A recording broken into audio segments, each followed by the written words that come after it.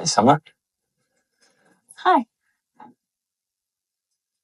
How's your weekend? It was good.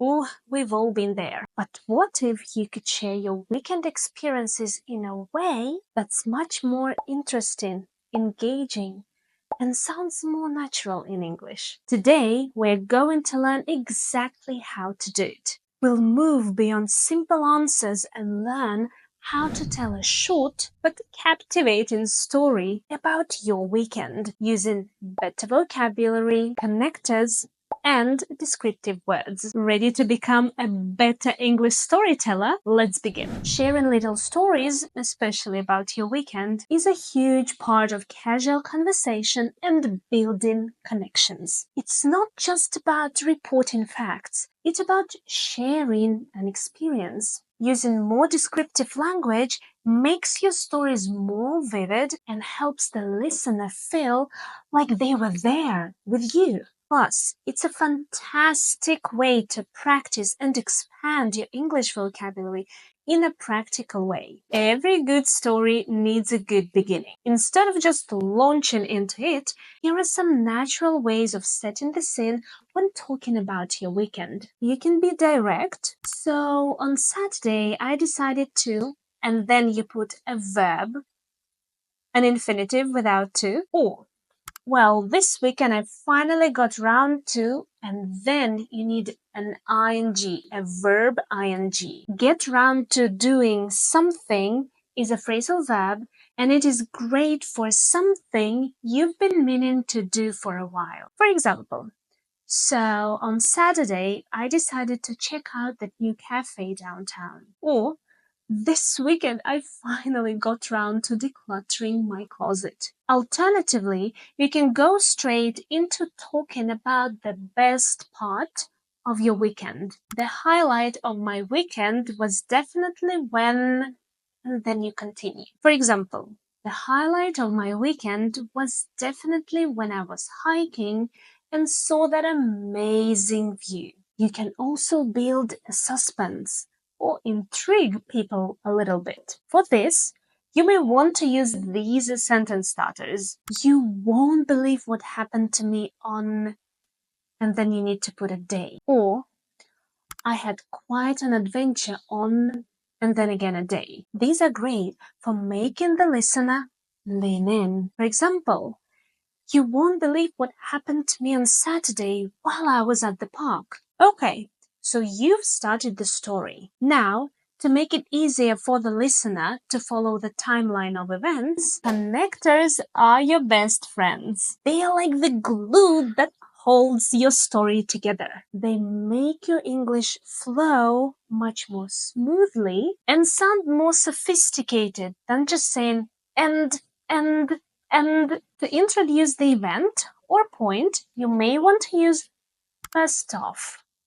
First off, this is a common and slightly informal way to begin. First off, I woke up quite late, which wasn't a great start. Or, to start with, it's a little more neutral. To start with, we had a lovely brunch at that new place everyone's talking about. You could also use initially or in the beginning, especially if the situation changes later. Initially, I planned to stay home, but then my friend called. To show what happened next, you may want to use these. Then, this is the basic one, but try not to overuse it. After that is a great alternative to then. For example, we went for a walk in the park.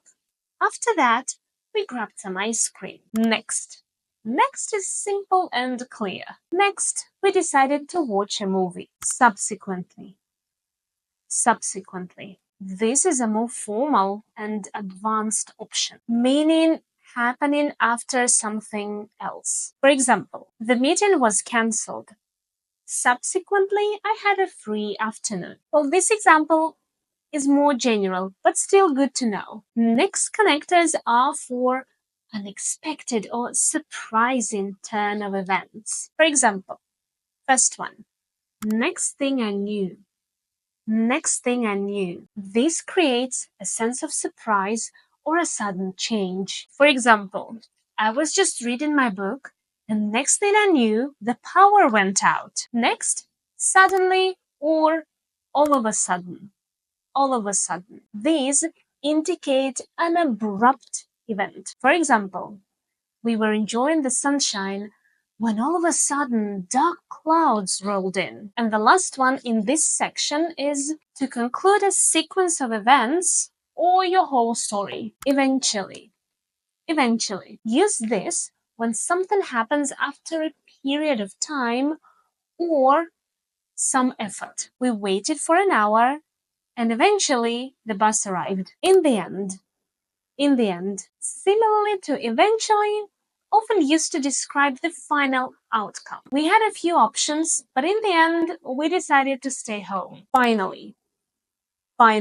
It is great for the very last event, especially if it wasn't anticipated. For example, after hours of driving, we finally reached the beach.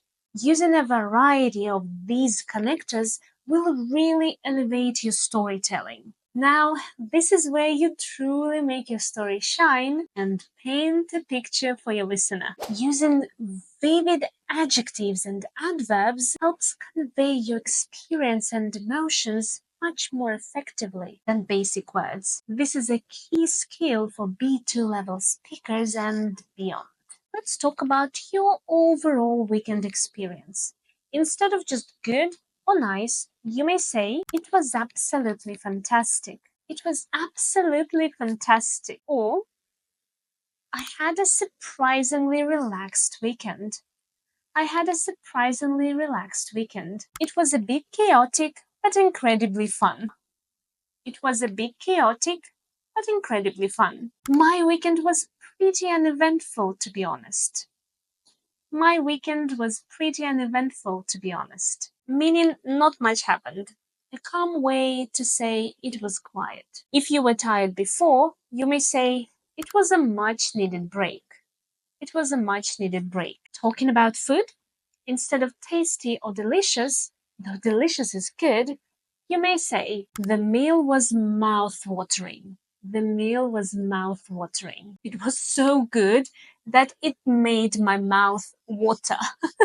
The steak was cooked to perfection. The steak was cooked to perfection. Exactly right. Unfortunately, the dessert was a bit bland. The dessert was a bit bland. Bland means lacking strong flavor. We had an incredible spread of food at the party. We had an incredible spread of food at the party. Spread means a large variety of food. The coffee was exceptionally good. Exceptionally good. Here we use an adverb to intensify good.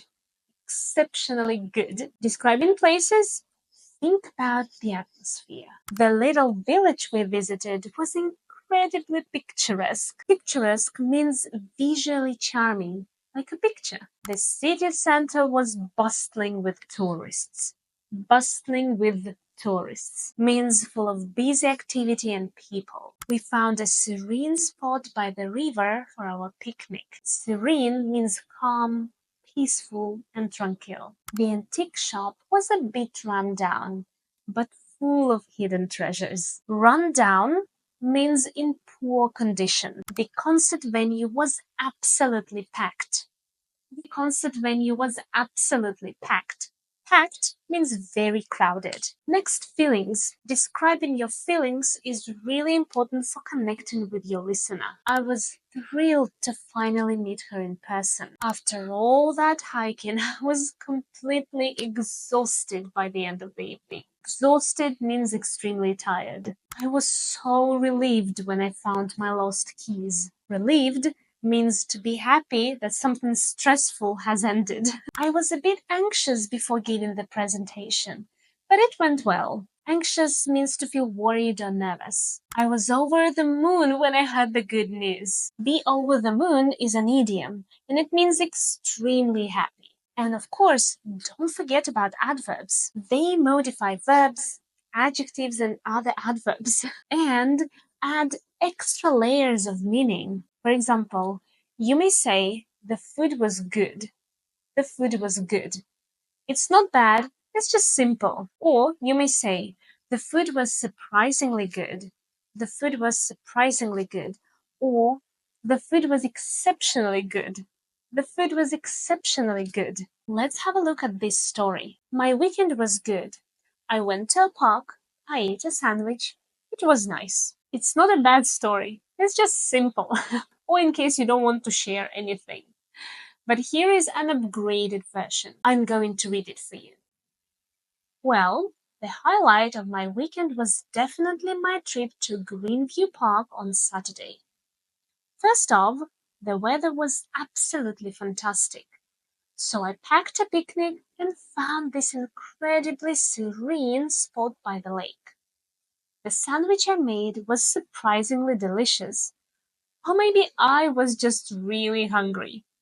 Eventually, I just lay on the grass, feeling completely relaxed. All in all, it was a wonderfully refreshing day, a much needed break. The difference is huge, isn't it? The upgraded story has life, detail, and emotion. Finally, every good story needs a satisfying ending. Here are a few ways to wrap it up. All in all, it was a something something weekend. Before we can put an adjective. All in all, it was a truly memorable weekend. Or all in all, it was a horrible weekend. If you did something enjoyable, you might share with others, right? As in, I definitely recommend it. I definitely recommend it. Or I can't wait to go back. I can't wait to go back. Another one is, yeah, it was a good one. Yeah, it was a good one. Or it was just what I needed. It was just what I needed. Okay, now it's your turn to be the storyteller. I really want you to try it. In the comments below, please share one interesting or memorable thing that you did last weekend. Really try to use an engaging phrase to start with, at least one or two connectors, some descriptive adjectives or adverbs, and a nice concluding phrase. And don't worry about perfection. Take your time and write your story. I'll be checking the comments later, and I'm really looking forward to reading your stories. If this video was helpful, like, share, and subscribe.